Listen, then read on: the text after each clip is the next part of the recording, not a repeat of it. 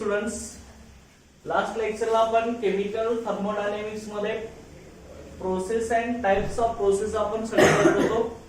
त्यामध्ये पहिली आपली isothermal process, next studies the isobaric process, isochoric process, adiabatic process. या चार प्रोसेस आपल्या कंप्लीट झाल्या. ओके, आता आपण बघणार आहे रिव्हर्सिबल प्रोसेस. आयसोथर्मल प्रोसेस मध्ये काय कॉन्स्टंट होतं? आपलं टेम्परेचर कॉन्स्टंट होतं throughout the transformation. Isobaric मध्ये प्रेशर कॉन्स्टंट होता, आयसोकोरिक मध्ये व्हॉल्यूम कॉन्स्टंट आणि ॲडिमॅटिक प्रोसेस मध्ये हीट कॉन्स्टंट होते. तर का no exchange of heat between system and surrounding. Okay, आता रिव्हर्सिबल प्रोसेस कशी असणार आहे बघा. नेक्स्ट त्याच्यातली रिव्हर्सिबल प्रोसेस आहे any process conducted in such a way that at every stage driving force is only infinitesimally greater than opposing force, and which can be reversed by slight increase in opposing force is called reversible process. Okay, तर reversible process मध्ये काय होत असतं लक्षात घ्या. प्रत्येक स्टेजला driving फोर्सची व्हॅल्यू अपोजिंग फोर्स पेक्षा थोडीशी जास्त असते. ओके, मग लक्षात घ्या आपण एक जनरल कन्सिडरेशन करूया. आपण त्याच्यामध्ये रिव्हर्सिबल प्रोसेस आपली कशी असणार. फॉर एक्झाम्पल तुम्ही ए असं कन्सिडर केलं असेल, ए चं कन्व्हर्शन आपल्याला डी मध्ये करायचं. Okay, A is converted to D. General consideration करूया आपण की डी रिव्हर्सिबल आहे. कसं होतं, ए चं डी आणि डी चं परत ए. तर रिव्हर्सिबल प्रोसेस आहे आपली. आता ए चं डी मध्ये होत असतं ना, हे कन्व्हर्शन कसं होतं, सुरुवातीला ए चा बी होत असतो, बरोबर ना. बी चा परत सी होत असतो आणि सी चा परत काय होत असतो, डी होत असतो. आणि रिव्हर्स होत असताना परत बी सी चा परत बी आणि बी चा परत काय होणार आपला ए होणार. लक्षात आहे.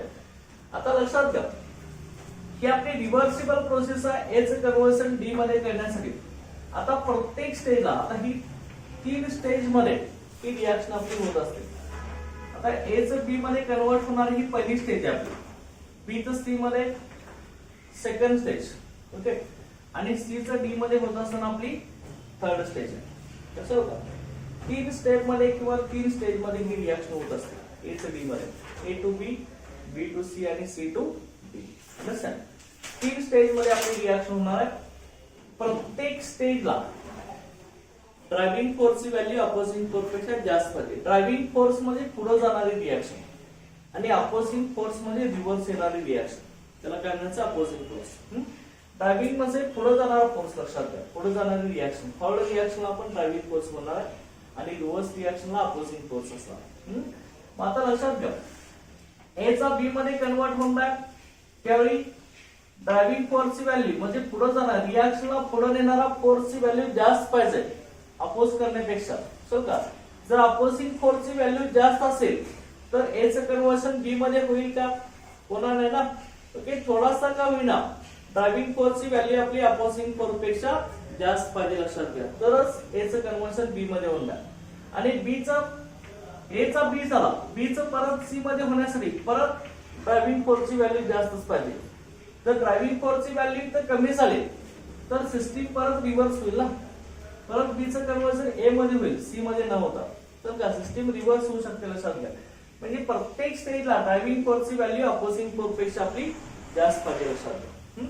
आता थोडक्यात एक्झाम्पल आपण घेऊया.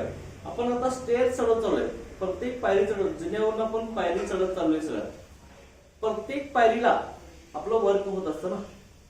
वरतीचा ना, वरती आपण जिना चढत असतोय, प्रत्येक स्टेअर्स आहे, त्या स्टेअर्स वरती चढत असताना आपल्याला ड्रायव्हिंग फोर्सची, पुढे जाणाऱ्या फोर्सची व्हॅल्यू आपली जास्त पाहिजे. तो जर कमी पडला तर आपण जिना चढू शकणार नाही, आपण रिव्हर्स यायला चालवणार. चल का, किंवा एखादी आपली गाडी असेल, असे असं वरती चढत असेल टेकडीवरती, तर टेकडीवरती चढत असताना सुरुवातीला गाडी फास्ट जात असते, नंतर काय होत असतं, स्लो मोशन होत असतो. लक्षात घ्या, गाडीला अपोज जास्त होत असतो वरनं, परंतु जेवढा अपोज जास्त असतो त्याच्यापेक्षा थोडा का होईना ड्रायव्हिंग फोर्सची व्हॅल्यू जास्त असेल तरच ती गाडी आपली टेकडी चढून पुढे जाणार. बरोबर आहे का. असे आपली गाडी आपली चढवत आहे. लक्षात घ्या, तिथं असं वरती गेलं, वरती जर स्पीड कमी होते ड्रायव्हिंग फोर्सची व्हॅल्यू ही कमी होते नाही, परंतु अपोजिंग फोर्स पेक्षा थोडीशी काय होणार जास्त असणार आहे, इन्फायनाइटेसिमली ग्रेटर असणार आहे. तरच ही गाडी ही टेकडी पार करून अशी पुढे जात आहे ना, बरोबर की नाही. जरासं जर ड्रायव्हिंग फोर्सची व्हॅल्यू कमी झाली तर गाडी आपली काय होणार आहे, रिव्हर्स यायला चालू होणार ना, बरोबर की नाही. हे लक्षात ठेवा sir. A process, any process conducted in such a way that कुठली प्रोसेस असेल ती अशी कंडक्ट केली जाते ऍट एव्हरी स्टेज, प्रत्येक स्टेजला driving force is only infinitesimally greater than opposing force. Infinitesimal मध्ये ड्रायव्हिंग फोर्स आणि अपोज करणाऱ्या फोर्स मध्ये एकदम स्मॉल डिफरन्स असतो, जास्त नसतो लक्षात. ओके, ड्रायव्हिंग फोर्सची व्हॅल्यू थोडीशी जास्त असते अपोजिंग फोर्स पेक्षा. Driving force is infinitesimally greater than opposing force and which can be reverse by slight increase in opposing force. Okay, थोडासा जरी अपोजिंग फोर्स जास्त झाला की सिस्टीम आपली काय होत चालू होते, रिव्हर्स व्हायला चालू होते. चल का, त्याला आपण काय म्हणणार आहे, रिव्हर्सिबल प्रोसेस असं म्हणणार. चल का, जिन्यावरनं आपण प्रत्येक स्टेअर चढत चाललोय, अशा प्रत्येक स्टेअर चढत असताना प्रत्येक स्टेअरला ड्रायव्हिंग फोर्सची व्हॅल्यू आपली जास्तच पाहिजे ना. थोडासा जरी ड्रायव्हिंग फोर्स कमी झाला की आपण रिव्हर्स यायला चालू होणार, बरोबर नाही, सिस्टीम रिव्हर्स होणार लक्षात घ्या. कारण प्रत्येक स्टेजला ड्रायव्हिंग फोर्सची, पुढे जाणाऱ्या फोर्सची व्हॅल्यू जास्त पाहिजे, तरच सिस्टीम आपली कॅरी फॉरवर्ड होत असते. आणि सिस्टीम आपली थोडस जरी ड्रायव्हिंग फोर्सची व्हॅल्यू कमी झाली, अपोजिंग फोर्सची व्हॅल्यू वाढली, तर सिस्टीम रिव्हर्स व्हायला चालू होते लक्षात घ्या. त्याला आपण काय म्हणणार आहे, रिव्हर्सिबल प्रोसेस असं म्हणणार. ओके, आता मग ही जी रिव्हर्सिबल प्रोसेस आहे, त्या रिव्हर्सिबल प्रोसेस मध्ये आपण एक्झाम्पल इथे एक स्टडी करणार आहे. काय असणार आहे बघा रिव्हर्सिबल प्रोसेस मध्ये. तुम्ही आता याच्यामध्ये लिक्विड घेतला असेल, एखाद्या सिलेंडर मध्ये लिक्विड घेतला असेल, असा आपला सिलेंडर असेल, तर का या सिलेंडर मध्ये आपला लिक्विड आहे, तर का consider a liquid is in contact with its paper. तर का लिक्विड हा पेपरच्या कॉन्टॅक्ट मध्ये आपला, तर लिक्विड आहे आपला, तर याच्यावरती पेपर्स आहे. ओके, आता मग लिक्विड हा पेपरच्या कॉन्टॅक्ट मध्ये, liquid is in contact with paper. Okay, liquid त्याच्या पेपरच्या कॉन्टॅक्ट मध्ये लक्षात काय होणार आहे बघा. याच्यामध्ये लिक्विड हा पेपर बरोबर इक्विलिब्रियम मध्ये, म्हणजे लिक्विडचं कन्व्हर्शन पेपर शेड मध्ये आणि पेपरचं कन्व्हर्शन परत लिक्विड शेड मध्ये होण्याचा रेट आपला कसा असणार आहे, इक्वल असणार आहे. लक्षात का, जे इक्विलिब्रियम पोझिशन आहे ना, लिक्विडचं कन्व्हर्शन पेपर मध्ये होतं, त्या प्रोसेसला आपण काय म्हणतो, इव्हॅपोरेशन म्हणतो. आणि पेपरचं परत लिक्विड होतो त्याला आपण काय म्हणतो, कंडेन्सेशन म्हणतो, बरोबर आहे ना. मग आता लक्षात घ्या, तुम्ही हा लिक्विड इथं सिलेंडर मध्ये घेतलेला आहे, तो कसा आहे, इन कॉन्टॅक्ट विथ पेपर आहे. लक्षात घ्या, इन कॉन्टॅक्ट विथ पेपर आहे. आता ह्या सिलेंडर मध्ये काय आहे आपला, वरून असं एक्सटर्नल प्रेशर असणारच आहे ना, Pex असणार आहे, वरचं प्रेशर असणार, आणि ह्या लिक्विड वरती पेपर आहे. लिक्विड हा पेपरच्या कॉन्टॅक्ट मध्ये ना, त्यामुळे ह्या पेपरचं काहीतरी प्रेशर असणार आहे की नाही. चल का, इथे हे प्रेशर ऑफ दी लिक्विड असणार आहे, बरोबर आहे की नाही. अरे लिक्विड कसं आहे क्वांटिटी मध्ये, पेपरच्या क्वांटिटी मध्ये ना, त्याच लिक्विडचे पेपर मॉलिक्युल्स आहेत, एकच सबस्टन्स आहे, त्या सबस्टन्सचा लिक्विड फॉर्म पण आहे आणि पेपर फॉर्म पण आहे. चल का, त्यामुळे ह्या लिक्विडच्या पेपरचं काय तर प्रेशर असणार आहे, वरून असणार ऍटमॉस्फेरिक प्रेशर असणार आहे, त्याला आपण एक्सटर्नल प्रेशर म्हणणार आहे, Px. आता हा Px आपला काय असणार आहे, Px ला आपण काय म्हणणार आहे, अपोजिंग फोर्स म्हणणार. हा काय असणार आहे आपला, अपोजिंग फोर्स असणार आहे. आणि P जो असणार आहे, प्रेशर ऑफ द गॅस और प्रेशर ऑफ लिक्विड, हा जो असणार आहे आपला तो ड्रायव्हिंग फोर्स असणार आहे. लक्षात का. आता इथे मला सांगा, ज्यावेळी एक्सटर्नल प्रेशर म्हणजे अपोजिंग फोर्सची व्हॅल्यू कमी असते, त्यावेळी हा पिस्टन असा वरती जायला चालू होणार ना, पिस्टन वरती जायला चालू होणार की नाही. म्हणजे इथं लिक्विडचे पेपर्स आहेत, ह्याचं फॉल्लोम इथं सिलेंडर मध्ये वाढायला चालू होणार, बरोबर आहे की नाही. गॅसचं एक्सपान्शन होत चाललेलं आहे, म्हणजे ड्रायव्हिंग फोर्सची व्हॅल्यू आपली अपोजिंग फोर्स पेक्षा जास्त आहे. ड्रायव्हिंग फोर्स मध्ये pressure of the gas, pressure of paper, त्याची व्हॅल्यू कसं आहे, त्या एक्सटर्नल प्रेशर पेक्षा जास्त आहे. एक्सटर्नल प्रेशर म्हणजे काय? Opposing force. ज्यावेळी ड्रायव्हिंग फोर्सची व्हॅल्यू ही अपोजिंग फोर्स पेक्षा जास्त असणार आहे त्यावेळी काय होणार आहे? हा जो पिस्टन असणार आहे सिलेंडरचा तो अपवर्ड डिरेक्शनला मुवमेंट करणार आहे. अपवर्ड डिरेक्शनला मूव्ह होत चालल्यामुळे लिक्विडचं कन्व्हर्शन पेपर मध्ये व्हायला चालू होणार. तर का लिक्विडचं कन्व्हर्शन पेपर मध्ये व्हायला चालू होणार.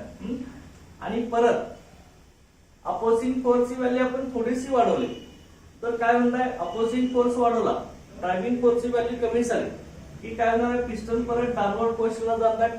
त्यावेळी पेपरचं व्हॉल्यूम कमी व्हायला चालू होणार. अनेक पेपर मॉलिक्युल्स कंडेन्सेशन होऊन त्यांचं कन्व्हर्शन लिक्विड शेड मध्ये व्हायला चालू होणार. बरोबर आहे की नाही? त्यामुळे गॅसचं कॉम्प्रेशन होणार म्हणजे गॅसचं कंडेन्सेशन होणार. त्यावेळी ड्रायव्हिंग फोर्सची व्हॅल्यू कमी झालेली असते, अपोजिंग फोर्सची व्हॅल्यू वाढलेली असते. लक्षात. ओके, ही त्याच्यामध्ये लक्षात ठेवायचं. ओके, लक्षात घे ना. ड्रायव्हिंग फोर्स आणि अपोजिंग फोर्स ओके ही एकमेकाशी कसे असतात? ओनली स्मॉल डिफरन्स असतो दोघांच्यामध्ये, जास्त डिफरन्स असत नाही.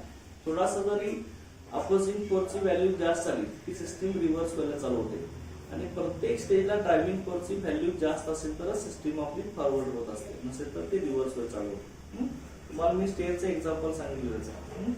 प्रत्येक जिना चढवून असताना प्रत्येक स्टेजला प्रत्येक पॅडला आपलं ड्रायव्हिंग फोर्सची व्हॅल्यू ही आपली जास्तच पाहिजे, तरच आपण ती स्टेज चढून वरती जात, नसेल तर रिव्हर्स व्हायला चालू होतं. ओके, आता मग ही आपल्या याच्यामध्ये रिव्हर्सिबल प्रोसेसचे फीचर्स काय लक्षात घ्या. कुठले कुठले फीचर्स आहेत ते आपल्याला बघायचं. रिव्हर्सिबल प्रोसेसचे कुठले कुठले कॅरेक्टरिस्टिक फीचर्स आहेत त्या रिव्हर्सिबल प्रोसेसचे आपल्याला बघायचं. त्यामध्ये कुठले फीचर्स आहेत बघा. Characteristic features of reversible process. पहिले कॅरेक्टरिस्टिक फीचर्स आहे रिव्हर्सिबल प्रोसेसचं. ड्रायव्हिंग फोर्स आणि अपोजिंग फोर्स दोघांच्यामध्ये डिफरन्स जास्त होतो का? नाही ना, एकदम कमी असतो. हे पहिले फीचर्स आहे. Okay, driving force.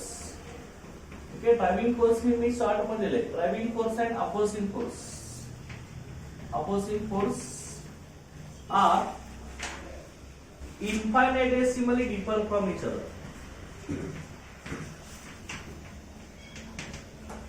Are infinitesimally differ from each other. लक्षात घ्या. दोघांच्यातला डिफरन्स एकदम कमी असतो. लक्षात घ्या की infinitesimally differ from each other reversible process मध्ये. त्यानंतर process can be रिव्हर्स्ड at any point. Process can be reversed at any point. Okay. कुठल्याही पॉइंटला प्रोसेस आपली रिव्हर्स होऊ शकते. लक्षात घ्या. Process can be रिव्हर्स्ड at any point during the process. Process can be रिव्हर्स्ड at any point during the process by making infinitesimal change in condition. Process can be reversed at any point by making small change in condition.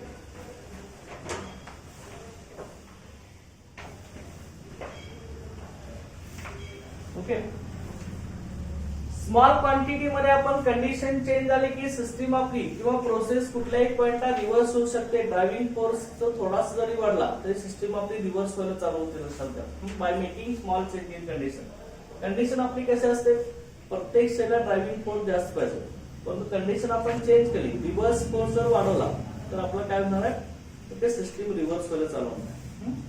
त्यानंतर next characteristic features काय बघा याच्यामध्ये. Process takes place in infinite number of steps. Process takes place in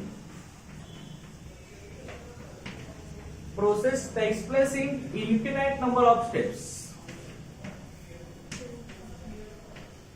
Infinite number of steps म्हणजे काय? Infinite number of steps अनेक small step मध्ये process होत असते. रिव्हर्सिबल प्रोसेस अनेक स्मॉल स्टेप मध्ये होत असते. सर एका स्टेप मध्ये होत नाही. इन्फिनिट म्हणजे अनेक स्मॉल स्टेप मध्ये. सर आपण आता A to D मध्ये कन्व्हर्शन दाखवले तुम्हाला. तर स्टेज आपण सांगितले जिना चढून वरती जात, अनेक स्मॉल स्टेप मध्ये वरती जात असतो. एकदम वरती जात नाही. डायरेक्ट ग्राउंड फ्लोअर आपण फोर्थ फ्लोअर जात नाही. लक्षात अनेक स्मॉल स्टेप मध्ये आपण वरती जात असतो. त्यानंतर नेक्स्ट बघा फीचर्स. नेक्स्ट काय बघा, at the end of every step, at the end of every step, at the end of every step, process, at the end of the every step of the process,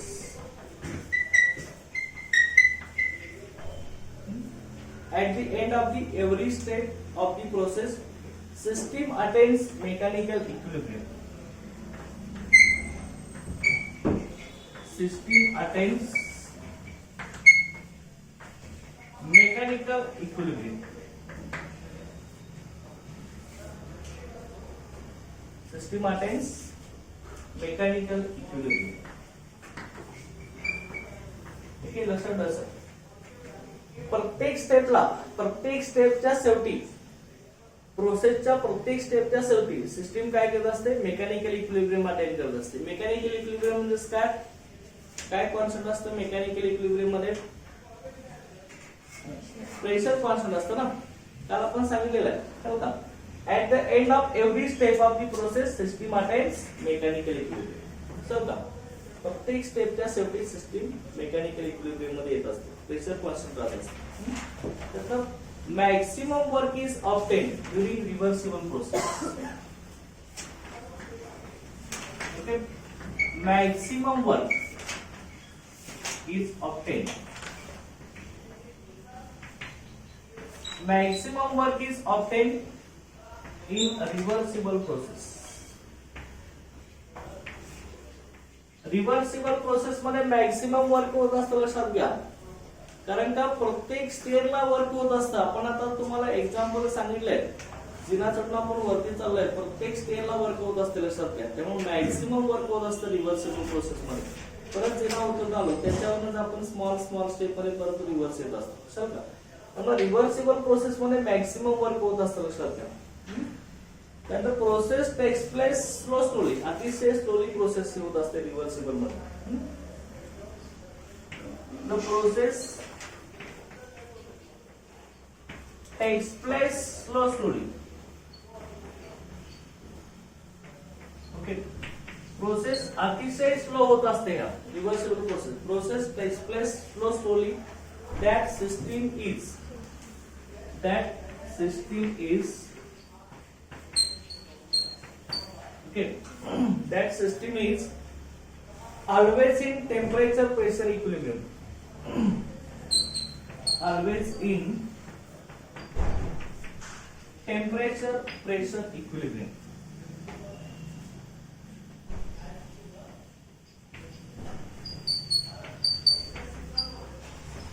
Temperature pressure equilibrium. Okay, with its surrounding.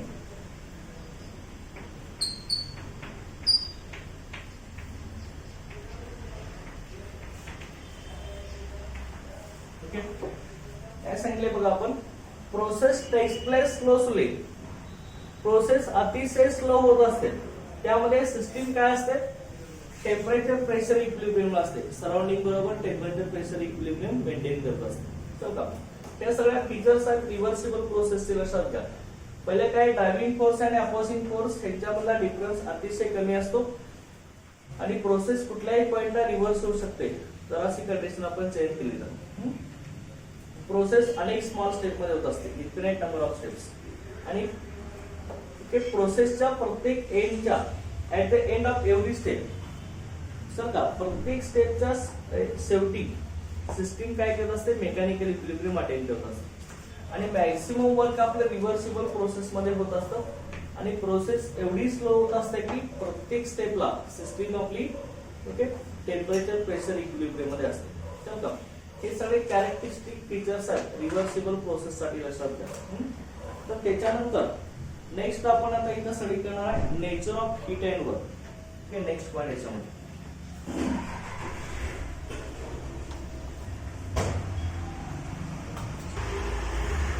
Nature of heat and work. आता nature of heat and work मध्ये काय असणार लक्षात घ्या याच्यामध्ये. Okay, सुरुवातीला इथं मी सांगतो तुम्हाला nature of heat and work मध्ये काय असणार आहे. Nature of heat and work. आता हीट आणि वर्क ही कुणाचे फॉर्म आहेत? एनर्जीचेच फॉर्म आहेत ना. एनर्जी आपण हीट आणि वर्क मध्ये सांगत असतो. चला, एनर्जी म्हणजे काय असते आपली?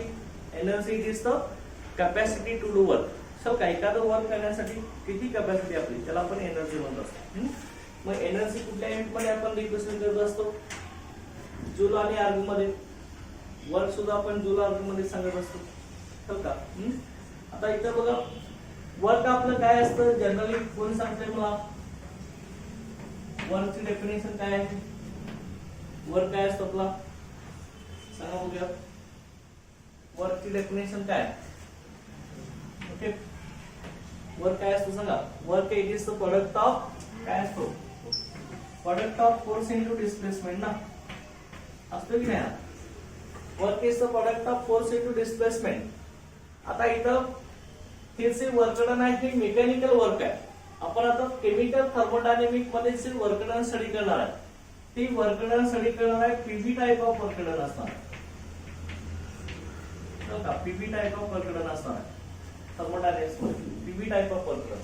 पीबी म्हणजे pressure volume type of work done असणार. प्रेशर आणि वॉल्यूम मधलं रिलेशन कसं असतं आपलं? इनवर्स प्रोपोर्शन असतं. Pressure inversely proportional to volume. Pressure वाढले की आपलं वॉल्यूम काय होतं? डिक्रीज होतं. बरोबर आहे ना. आता मग PV type of work done आपण थर्मोडायनेमिक्स मध्ये स्टडी करतोय. आपलं जनरल वर्क डन काय असतं? Product of force into displacement. तर का वर्क अप्लाय केल्यावरती, एखादा फोर्स लावल्यावरती एखादा ऑब्जेक्ट किती डिस्प्लेसमेंट करत असतो, किती पुढे जात असतो, त्याला आपण वर्क म्हणत असतो ना. ओके. आता मग PV type of work done मध्ये काय असणार आहे? सध्या केमिस्ट्री मध्ये आपण PV type of work done study करणार आहे. PV type of work done मध्ये काय असतं सध्या? ज्यामध्ये पेन सिस्टीम एक्सपांड्स, पेन system expands or contracts. Pen system expands or contracts against, okay, एखादी सिस्टीम एक्सपांड होत असेल किंवा कॉन्ट्रॅक्ट होत असेल against external opposing pressure, against external opposing pressure. Okay. एखाद्या एक्सटर्नल अपोजिंग प्रेशरच्या अगेन्स्ट सिस्टीम एक्सपांड होत असेल किंवा कॉन्ट्रॅक्ट होत असेल, त्यावेळी जे वर्क डन घेऊन येत असतं त्याला आपण PV type of work done असं म्हणत असतो. It is called as a PV type of work done, that is pressure following type of work done. Okay, it is called PV type of work done.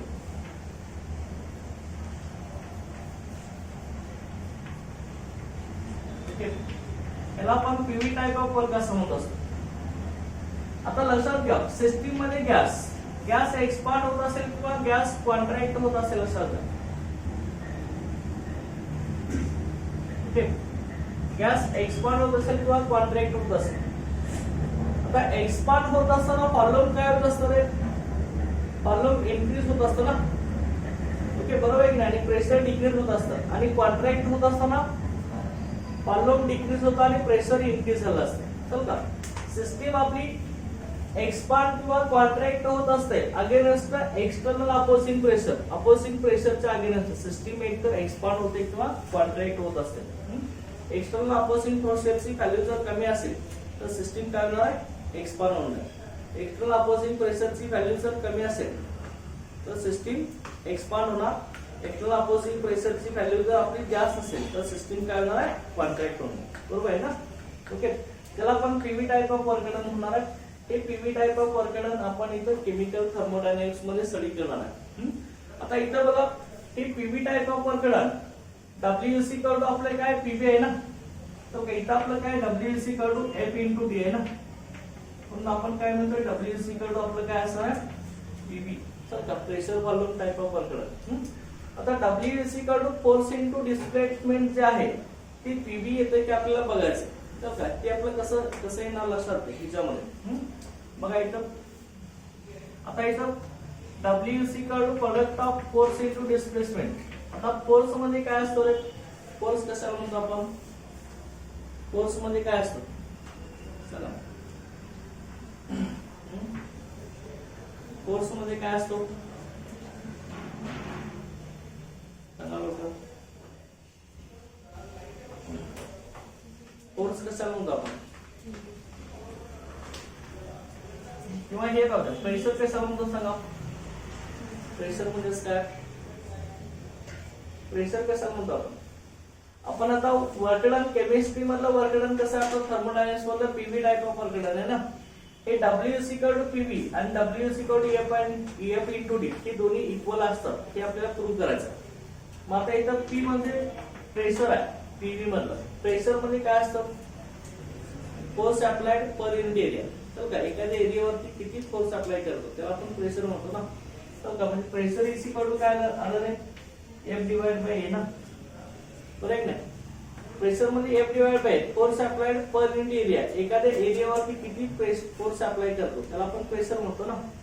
आणि into इकडे काय असणार आहे आपलं हे फॉलोम आहेच.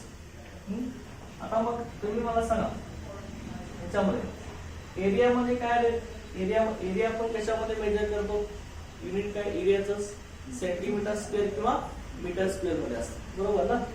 आता मग इथं मी घेतो लक्षात ठेवा फोर्स डिवाइड बाय एरिया मध्ये डिस्टन्स स्क्वेअर मी घेतो.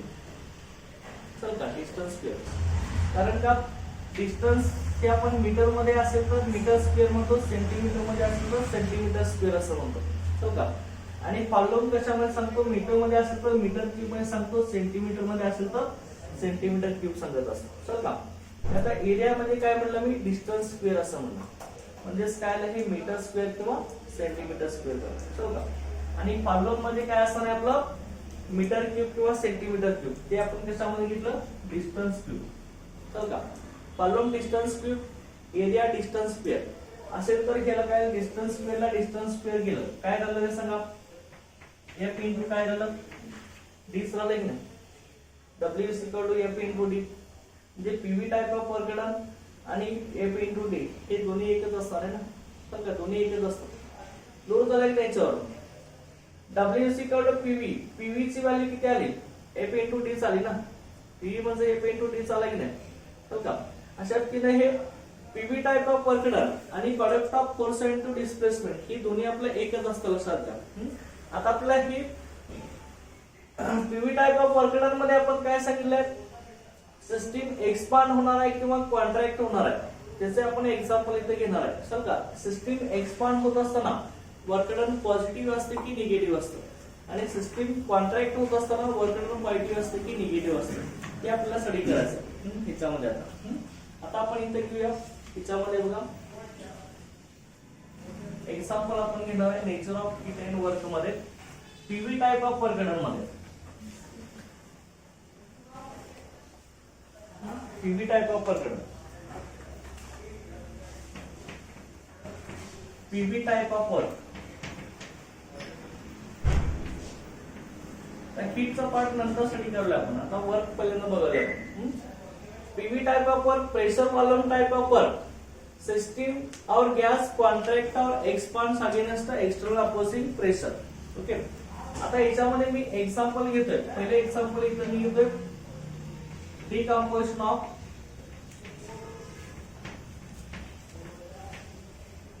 H2O2. डिकम्पोजिशन ऑफ H2O2 म्हणजे काय हायड्रोजन पेरॉक्साइड. हायड्रोजन पेरॉक्साइडचं डिकम्पोजिशन आहे.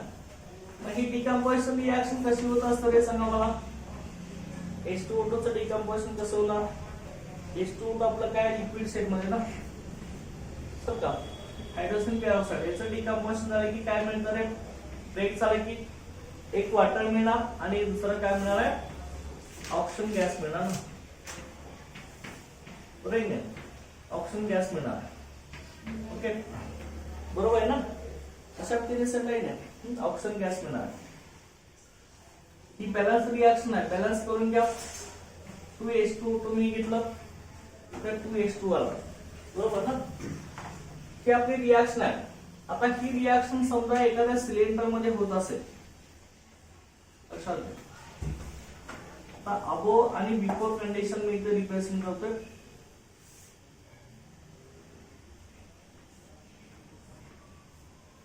आपल्या सिलेंडरला फ्रिक्शनलेस मुव्हेबल पिस्टन आहे असं चल का ह्या सिलेंडर मध्ये ही आपली रिएक्शन आहे, इथं कोण असणार आहे, H2O2 असणार आहे. चल का इथं हायड्रोजन पेरॉक्साइड H2O2 इथं असणार. हा बिफोर रिएक्शन असणार आहे ही कंडिशन. आणि आफ्टर रिएक्शन झाल्यावरती म्हणजे डिकम्पोजिशन झाल्यावरती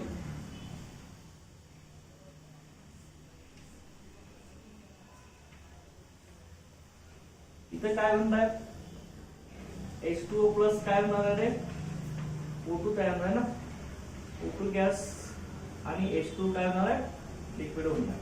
बरोबर नाही, ही काय असणार आहे आफ्टर रिएक्शन.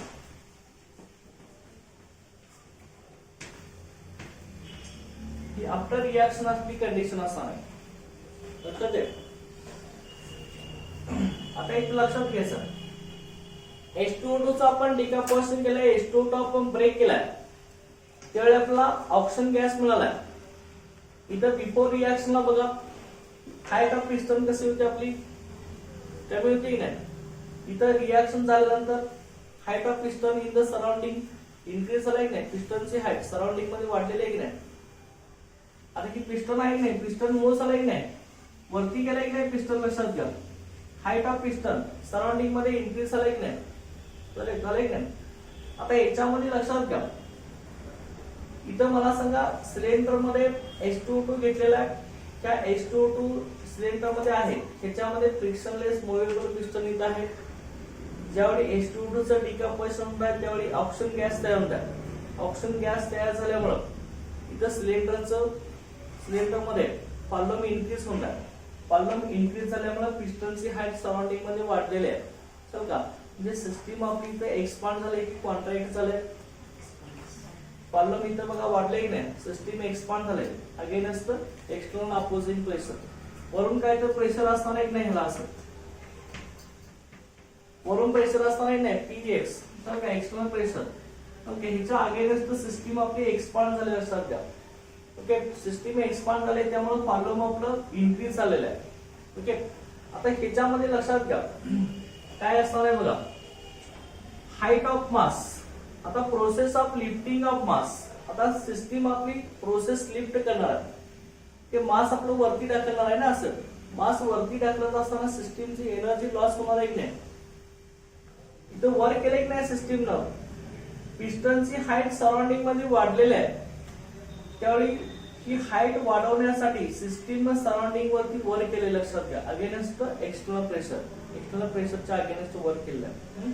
त्यामुळे सिस्टीमची एनर्जी आपली इथं लॉस झालेली आहे. लक्षात घ्या. ओके, इथं एनर्जी लॉस झाली आहे, हीट ट्रान्सफर झालेली नाही. If no heat transfer occurs, इथं हीट ट्रान्सफर झालेली नाही. लक्षात घ्या, if no heat transfer occurs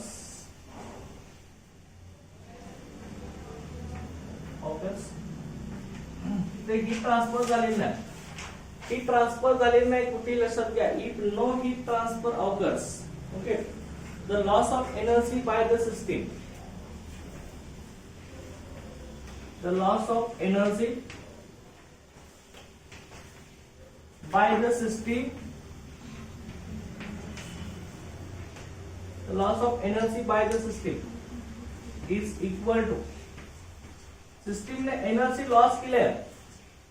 height of piston surrounding मध्ये वाढण्यासाठी सिस्टीम ने एनर्जी लॉस केली आहे, म्हणजे काय केलं रे, सिस्टीम ने सराउंडिंग वरती वर केले ना, की आपले सिस्टीम असणार आहे. सिस्टीमच्या बाहेरचं काय असतं, सगळं सराउंडिंग असतं. लक्षात घ्या, loss of energy by the system is equal to work done, काय होणार आहे, work done by the system, system कडून सराउंडिंग वर, work done by the system on the काय येणार आहे, surrounding, work done by the system on the surrounding. Okay, सिस्टीमची energy loss झाले, तर का हाईट ऑफ पिस्टन सराउंडिंग मध्ये वाढवण्यासाठी सिस्टीमची एनर्जी लॉस झाली असतात का, सिस्टीमची एनर्जी लॉस होते म्हणजेच काय, सिस्टीम सराउंडिंग वरती वर्क करते. तर का work done by the system on the surrounding, बरोबर की नाही. मग मला सांगा इथं PV type of work done, PV expansion झालंय का, पीव्ही आपलं कॉन्ट्रॅक्शन झालंय. इथं पीव्ही काय झालंय, तर PV type of work, PV expansion झाले ना इथं, त्यामुळे इथं वर्कडन जे असणार आहे ते वर्कडन आपलं निगेटिव्ह असतं. तर का पीव्ही टाईप ऑफ वर्कडन हे निगेटिव्ह, कारण काय सिस्टीमनं सराउंडिंग वरती वर्कडन केल्यावरती एनर्जी कमी झाली, त्यामुळे वर्कडन निगेटिव्ह होत असतं, लक्षात घ्या, हे लक्षात द्यायचं. आणि ह्याच्या उलट सराउंडिंग सिस्टीम वरती वर्कडन केला असेल तर वर्कडन पॉझिटिव्ह असतं, हे लक्षात ठेवायचं आहे. हे काय मत आहे लक्षात ठेवायचं या टॉपिक मध्ये. ओके, काय म्हणलंय बघा ह्याच्यामध्ये आपण, okay, process of lifting of mass, system loses energy to the surrounding. Okay, mass वरती लिफ्ट करत असताना सिस्टीम सराउंडिंगला एनर्जी लॉस करणार आहे. याचाच अर्थ काय होणार आहे, हीट ट्रान्सफर होणार नाही, परंतु एनर्जी लॉस होणार आहे सिस्टीमची.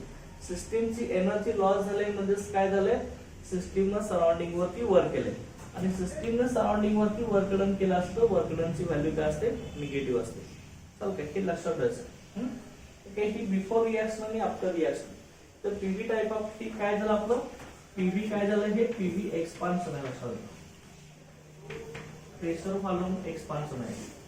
तर का पीव्ही एक्सपान्शन झाले. ओके, आणि ह्याच्यानंतर आता नेक्स्ट बघा, आता ही डिकम्पोजिशन ऑफ H2O2 सॉल्व्ह. दुसरा आपण याच्यामध्ये आता बघणार आहे नेक्स्ट, याच्यामध्ये रिॲक्शन बिटवीन NH3 आणि HCl गॅस. इथं काय होणार आहे बघा, याच्या बरोबर एक्झॅक्ट उलट तिथं होणार आहे.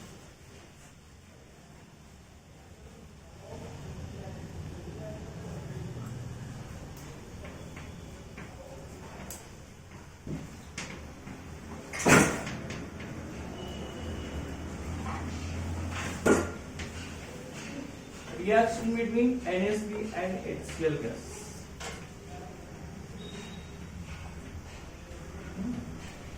Reaction between ammonia and HCl gas. This second example है PV type of work साठी. Reaction between ammonia and HCl gas. ह्यांच्यामध्ये रिएक्शन कसे होणार आहे बघा, NH3 गॅस आहे, अमोनिया गॅस प्लस HCl हा सुद्धा आपल्या गॅसेस स्टेट मध्ये असणार आहे. त्या दोघांची रिएक्शन झाली, काय मिळणार आहे, NH4Cl हा आपला काय येणार आहे, सॉलिड स्टेट मध्ये येत आहे, अमोनियम क्लोराईड. इथं बघा हीच रिएक्शन आपली सिलेंडर मध्ये झाली असेल,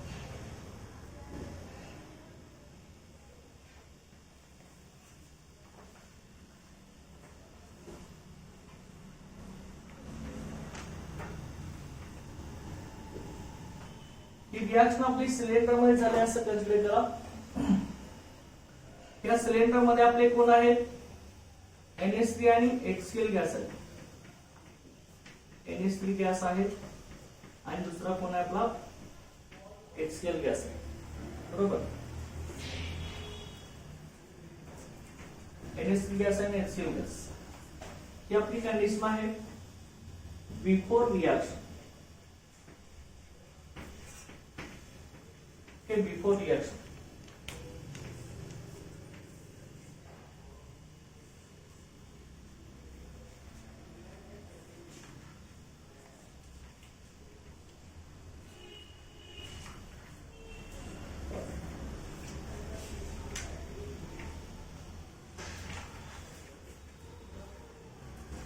आणि ही जी कंडिशन आहे आपली, इथे NH4Cl काय झालं सॉलिड स्टेट मध्ये, ही आपली आफ्टर रिएक्शन कंडिशन आहे.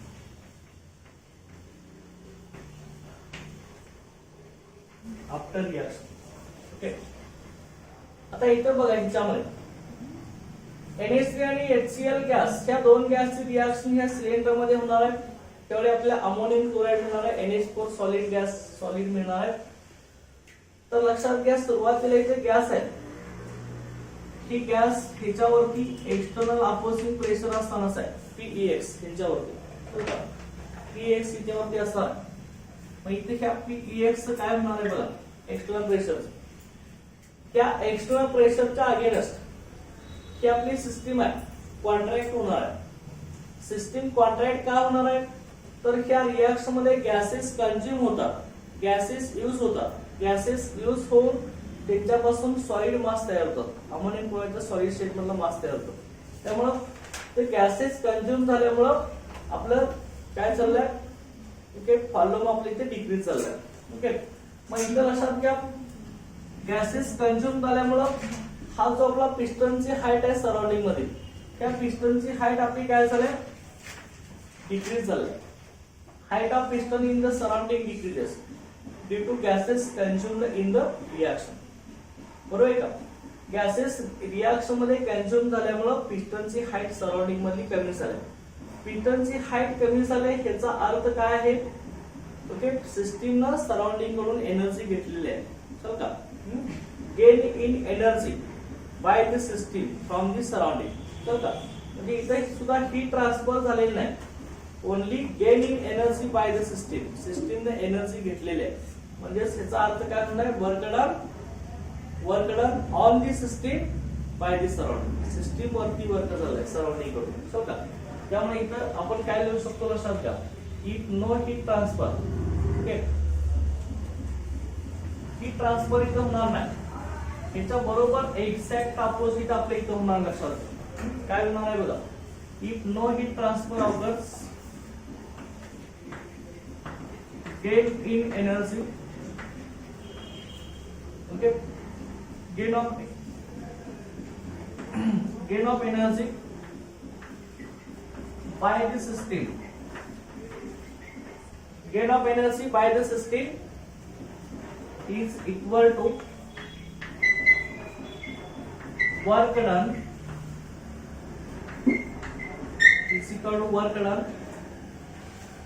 on the system. Work done on the system by the surrounding. लक्षात का, इथे हीट ट्रान्सफर होत नाही, परफेक्ट पॅक आहे लक्षात घ्या, परंतु एनर्जी लॉस होत असते. Gain in energy, gain of energy by the system. System energy घेणार आहे, म्हणजे काय, work done on the system by the surrounding. Surrounding कडून सिस्टीम वरती इथं वर्क होणार. लक्षात घ्या, हे लक्षात ठेवायचं. त्यामुळे पिस्टनची हाईट सराउंडिंग मधली आपली कमी झाली. मग मला सांगा, इथं व्हॉल्यूम काय झालंय, सिलेंडरचं व्हॉल्यूम आपले डिक्रीज झाले ना. व्हॉल्यूम डिक्रीज झाले म्हणजे सिस्टीम कॉन्ट्रॅक्ट झाले की एक्सपांड झाले, सिस्टीम कॉन्ट्रॅक्ट झाली ना. तर का, त्यामुळे इथं सिस्टीम कॉन्ट्रॅक्ट होत असेल तर पीव्ही काय होणार आहे, पीव्ही कॉन्ट्रॅक्शन ना, पीव्ही कॉन्ट्रॅक्शन झालं. ओके, बरोबर आहे ना.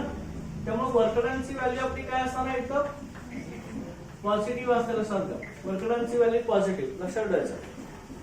सराउंडिंग सिस्टीम वरती वर्कडन केला असतं तर वर्कडनची व्हॅल्यू पॉझिटिव्ह असते, आणि सिस्टीम व सराउंडिंग वरती वर्कडन केला असतं तर वर्कडन निगेटिव्ह असतं. लक्षात का, कारण का सराउंडिंग सिस्टीम वरती वर्कडन केल्यावरती सिस्टीमची एनर्जी लॉस होत नाही, सिस्टीम सराउंडिंग कडून एनर्जी घेत असते. Gain of energy by the system, okay, gain of energy by the system is equal to work done by the surrounding on the system. लक्षात का, हे अशा तीन लक्षात ठेवायचं. काय काय असणार, आता सिस्टीम न सराउंडिंग वरती वर्क डन केलं तर वर्क डनची व्हॅल्यू काय असणार आहे, सिस्टीम न सराउंडिंग वरती वर्क डन केलं तर वर्क डन निगेटिव्ह, आणि सराउंडिंग न सिस्टीम वरती केलं तर वर्क डन पॉझिटिव्ह. हे लक्षात ठेवायचं. आणि सिस्टीम एक्सपांड होत असेल तर वर्क डनची व्हॅल्यू निगेटिव्ह, सिस्टीम कॉन्ट्रॅक्ट होत असेल तर वर्क डनची व्हॅल्यू पॉझिटिव्ह. हे लक्षात ठेवायचं. हे PV type of work done आहे. आणि त्याच्यानंतर आपण आता नेक्स्ट याच्यामध्ये बोलणार साइन कन्व्हेन्शन. साइन कन्व्हेन्शन हे तुम्हाला मी सांगतो कसं असणार आहे बघा. Sign conventions of work and heat.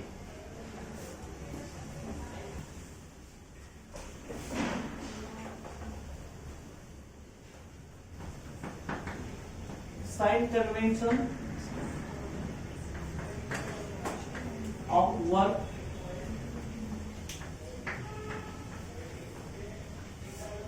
and heat. Okay. तर आता वर्क आपण W म्हणूया and heat. heat आपण Q म्हणू. Sign conventions of work and heat.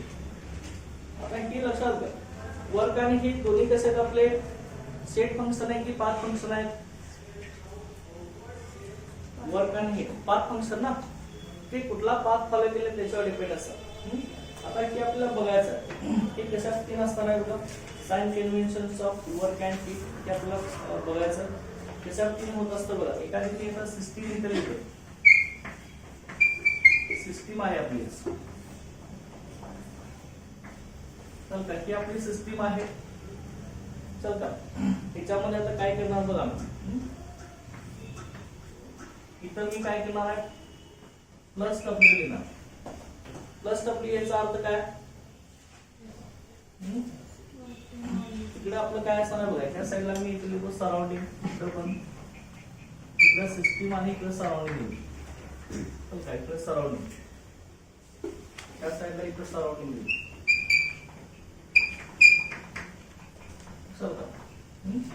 बघा इथं ही आपली सिस्टीम आहे.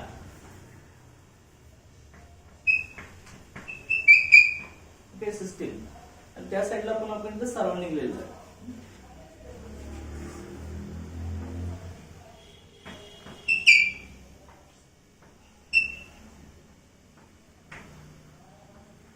बघा इथे लक्षात घ्या, आता प्लस डब्ल्यू आहे, इथं सिस्टीम आहे, इकडे सराउंडिंग आहे. सराउंडिंग ना सिस्टीम वरती वर्क डन केला असता, डब्ल्यू ची व्हॅल्यू काय असणार आहे, पॉझिटिव्ह. तर work done on the system, on the system by the surrounding. तर का सराउंडिंग कडून सिस्टीम कडे एरो एरो असं आहे आपल्याला सांगतो, work done by the surrounding on the system, work done ची व्हॅल्यू पॉझिटिव्ह. आणि इथे कसं आहे बघा, work done by the system on the surrounding. Plus system कडून इकडे सराउंडिंग कडे आहे ना, तर वर्क डन कसं आपलं निगेटिव्ह आहे. आहे का लक्षात येईल ना. बघा इथे बरोबर मध्ये सिस्टीम घेतली आपण, ह्या साईडला सराउंडिंग आहे, सराउंडिंग ना सिस्टीम वरती वर्क केलंय. Work done by the system, sorry by the surrounding on the system, W is positive. आणि work done by the system on the surrounding, arrow इकडे लक्षात घ्या, work done by the system on the surrounding, work done ची value कशी असणार आहे, negative असणार आहे. आणि दुसरं एक लक्षात घ्या, आता हीट साठी आपण बघूया, प्लस क्यू कधी असणार आहे, हीट आपली हीट ची व्हॅल्यू पॉझिटिव्ह कधी असणार आहे, सिस्टीम ने हीट अब्सॉर्ब केली होती ना, heat absorb bye the system. Okay, system ने सराउंडिंग कडून हीट अब्सॉर्ब केली तर काय असणार आहे, क्यू ची व्हॅल्यू काय असणार आपली, पॉझिटिव्ह असणार. सॉरी क्यू काय असणार आपला, पॉझिटिव्ह असणार, हे लक्षात ठेवा. आणि सिस्टीमला सराउंडिंगला हीट रिलीज केली, हीट रिलीज, तर ही काय असणार, मायनस क्यू असणार. Heat release by the system to the surrounding, Q ची व्हॅल्यू काय असणार आपली, निगेटिव्ह असणार. लक्षात आहे का, काय काय सांगितलंय, क्लिअर झालंय का बघा याच्यामध्ये. आता इथे मी सेपरेटली लिहितो याच्यावर, हे तुम्ही आता मला सांगायचं. प्लस डब्ल्यू मध्ये काय सांगा, प्लस डब्ल्यू मध्ये सांगा, वर्क डन सांगा, work done by the surrounding on the system, bye the surrounding on the system. त्यावेळी वर्क डन ची व्हॅल्यू पॉझिटिव्ह असते. आणि minus W work done negative सांगा, ते डायग्राम मध्ये आहे, work done by the system on the surrounding. तर का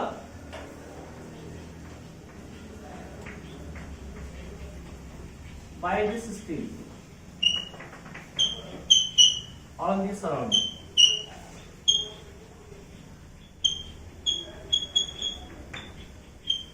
work done by the system on the surrounding. Okay, त्यानंतर plus Q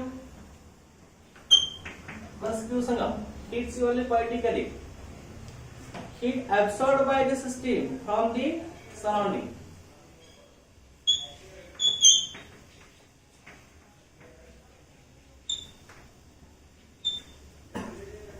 Heat absorbed by the system from the surrounding. Heat absorbed by the system.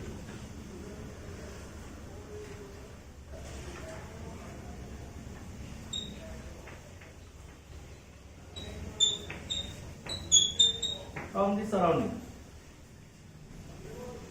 Okay. आणि minus Q कधी असताना हीटची value negative. Heat released by the system. Heat released by the system. सिस्टीमने heat release केले पाहिजे. Heat released by the system to the surrounding.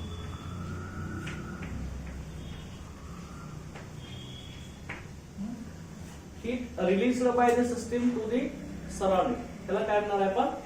Minus Q म्हणणार. समज का हे साइन कन्व्हेन्शन असताना का वर्क आणि हीट चे सांगा बघूया परत एकदा. प्लस डब्ल्यू कधी असणार आहे? Work done by the system, sorry work done by the surrounding on the system. Work done negative, work done by the system on the surrounding. Plus Q heat absorbed bye the system from the surrounding. Minus Q heat released by the system to the surrounding. Okay, understand? हे सगळे sign convention लक्षात ठेवायचं. आपल्याला problem solve करण्यासाठी हे लागणार आहे. आता नेक्स्ट आपण याच्यामध्ये स्टडी करणार आहोत expression for PV type of work done. बघा expression for PV type of work done.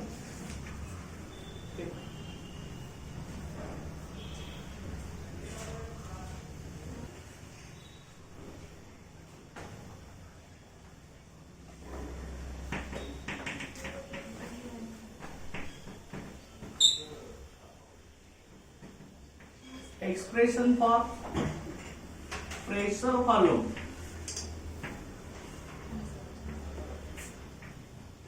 Expression for pressure volume. Expression for pressure volume work. त्यालाच आपण पीव्ही टाइप ऑफ वर्क असं म्हणतो.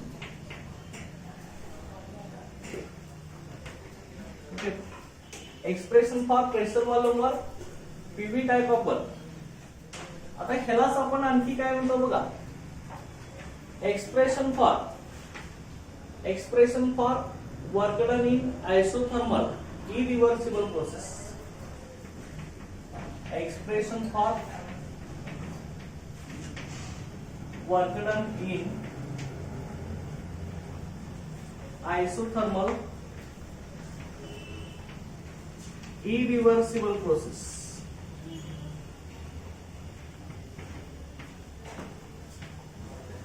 Isothermal irreversible process. Expression for work done in isothermal irreversible process. आता irreversible process म्हणजे काय असणार आहे? The process cannot be reversed. Reverse होऊ शकत नाही. सगळ्या irreversible प्रोसेस ह्या स्पॉन्टेनियस प्रोसेस असतात. समजा स्पॉन्टेनियस प्रोसेस सगळ्या इरिव्हर्सिबल असतात. स्पॉन्टेनियस प्रोसेसचं एक्झाम्पल कुठलं आपलं? एखादं example flow of water from higher level to lower level. Spontaneous आहे की नाही? कुठला फोर्स लावायला लागतो का? टेकडीवरून खाली येणारं पाणी कुठला फोर्स लावायला लागतो का? नाही. स्पॉन्टेनियस ना, इरिव्हर्सिबल आहे. परत ती वरती जाते का ऑटोमॅटिकली, आहे ना? तर काय irreversible process. Expression for work done in isothermal irreversible process. आता ह्याच्यामध्ये कसं असणार आहे बघा, त्यामध्ये लक्षात घ्या. इथं आपण आता एक्सप्रेशन ते स्टडी करणार आहे. कशात तीन असणार आहे बघा.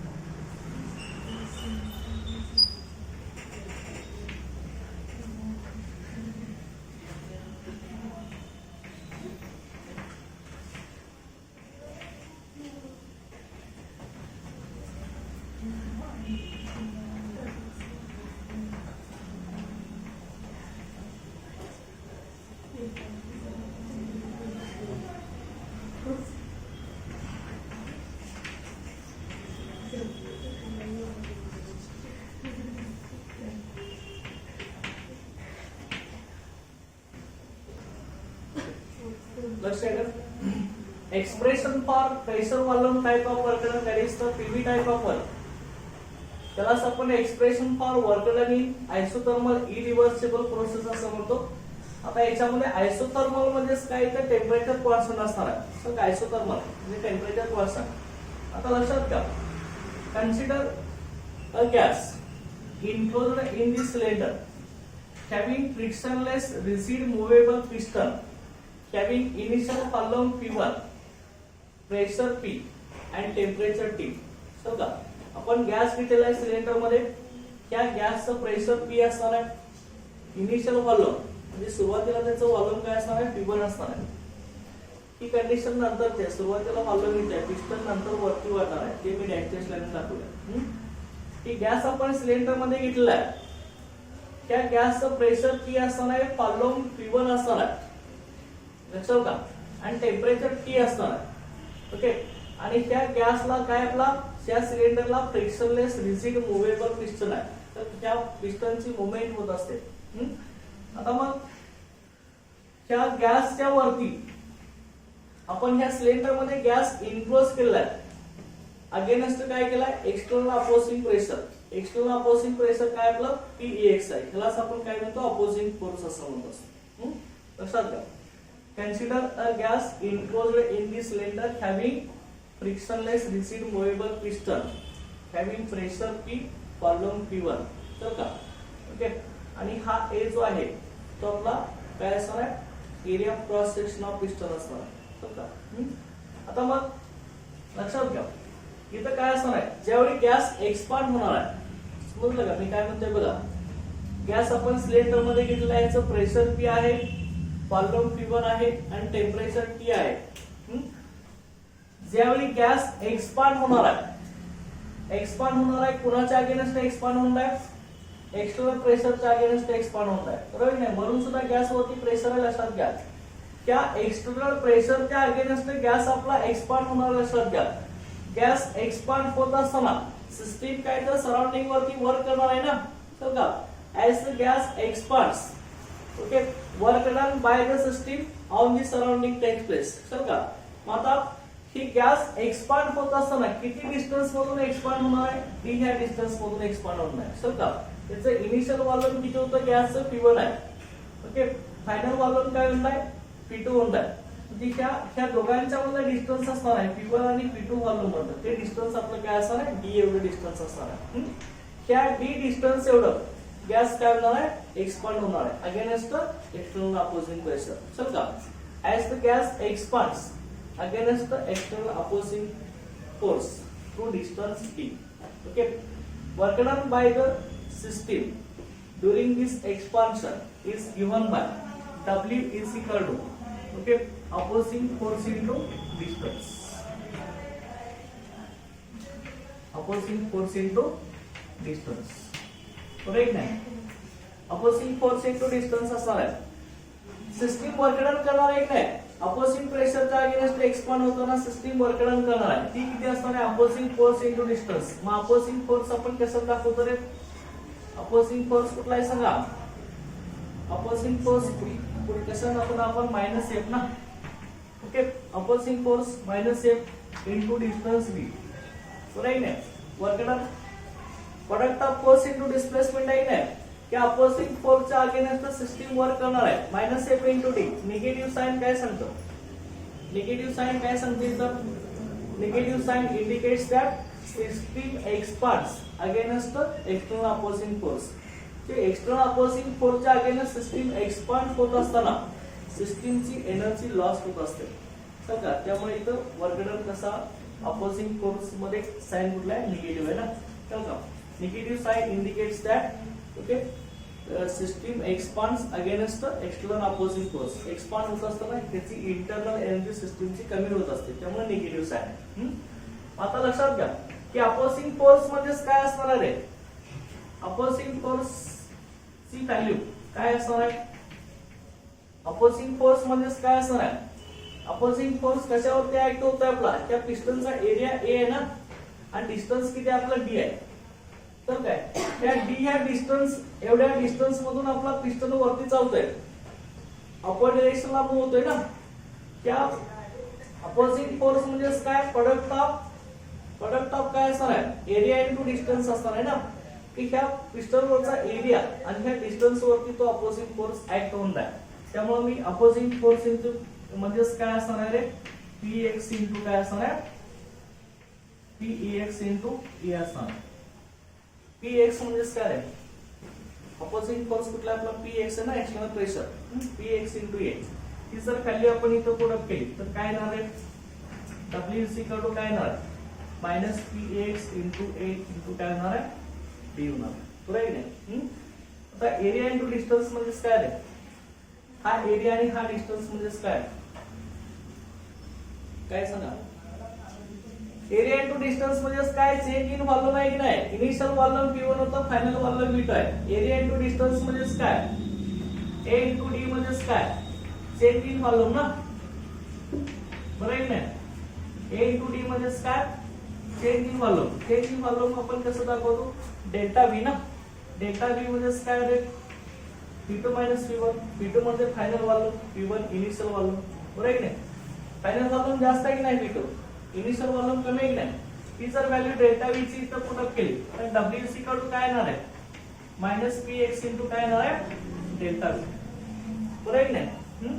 आता डेल्टा V ची व्हॅल्यू काय आहे रे, डेल्टा V आपण V2 मायनस V1 असं सुद्धा लिहू शकतो. त्यामुळे आपलं हे एक्सप्रेशन आलं, कुणाचं एक्सप्रेशन आलं, PV type of work done, W is equal to minus Px into delta V. तर अपोजिंग फोर्स किंवा एक्सटर्नल प्रेशर. ओके. आता हिच्यामध्ये दोन कंडिशन आहेत. दोन कंडिशन कुठल्या आहेत बघा, हिच्यामध्ये कुठल्या दोन कंडिशन आहेत बघा.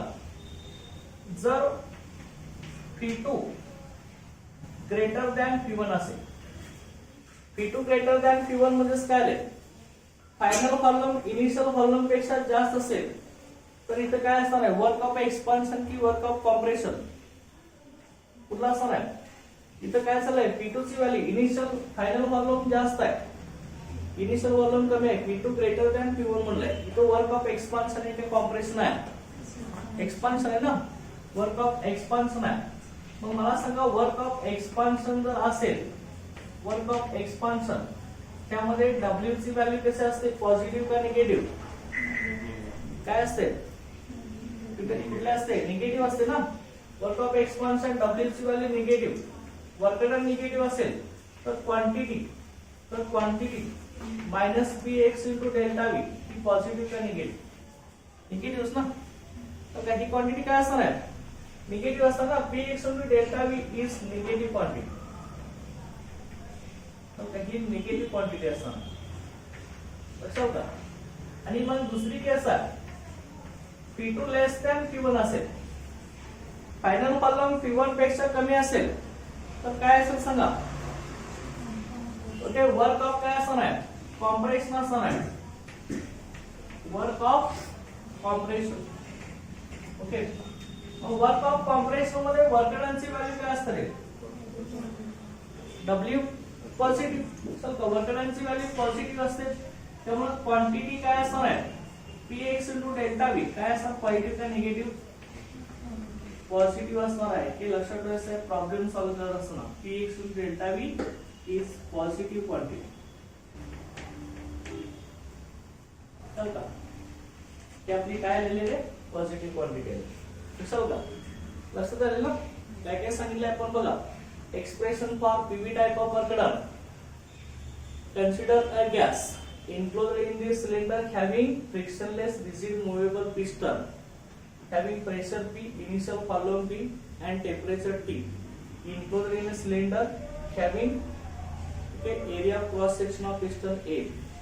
As the gas expands, gas expand on that. As the gas expands, okay, it pushes the piston to distance D.